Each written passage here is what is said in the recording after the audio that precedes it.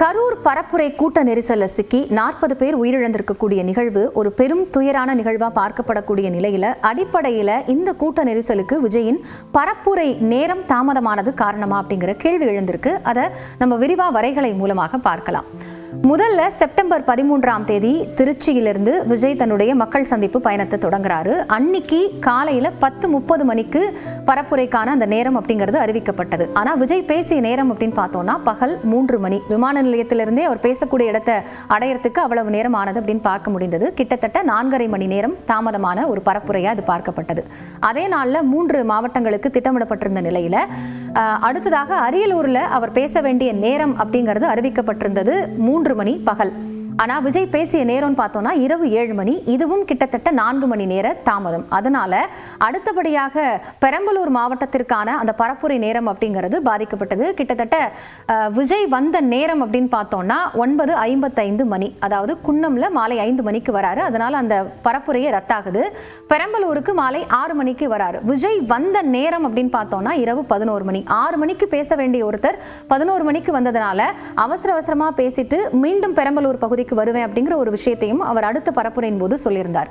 அதற்கு அடுத்தபடியாக இருக்கக்கூடிய அந்த பயண திட்டத்துல பார்த்தோம்னா செப்டம்பர் 20 நாகப்பட்டினம்ல தாவேகாவினுடைய மக்கள் சந்திப்பு பயணம் அறிவிக்கப்பட்ட நேரம் காலை 11 மணி. ஆனா விஜய் பேசிய நேரம் பகல் 1:30 மணி. இதனுடைய தாமதம் அப்படின்னு பார்த்தோம்னா ஒட்டுமொத்தமா 2.5 மணி நேரம் ஆகிருக்கு.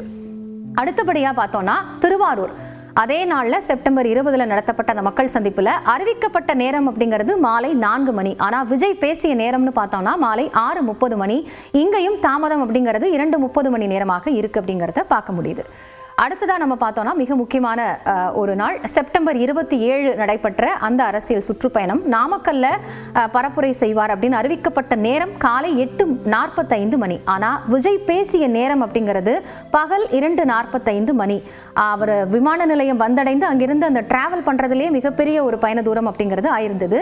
கிட்டத்தட்ட தாமதம் அப்படின்னு பார்த்தோம்னா 6 மணி நேரம். அதன் பிறகுதான் அவர் நாமக்கல்ல இருந்து அடுத்ததாக கரூர் பரப்புரைக்கு போறாரு. கரூர்ல பரப்புரை செய்வதற்காக தாவேகா தரப்பிலிருந்து அறிவிக்கப்பட்ட நேரம் அப்படின்னு பார்த்தோம்னா நல்பகல் 12 மணி. ஆனா விஜய் பேசிய நேரம் இரவு 7:12 மணி. கிட்டத்தட்ட 7:12 நிமிடங்கள் இதுல தாமதம் ஏற்பட்டிருக்கு. அந்த 7 மணி நேர தாமதம் அப்படிங்கிறது தான் இந்த விஷயத்துக்கான மிக முக்கியமான ஒரு புள்ளியாக பார்க்கப்படுகிறது. ஒருவேளை சரியான நேரத்திற்கு விஜய் வந்திருந்தால் இதை தவிர்த்திருக்கலாமோ அப்படிங்கிற கருத்துக்களையும் முன்வைக்கிறாங்க.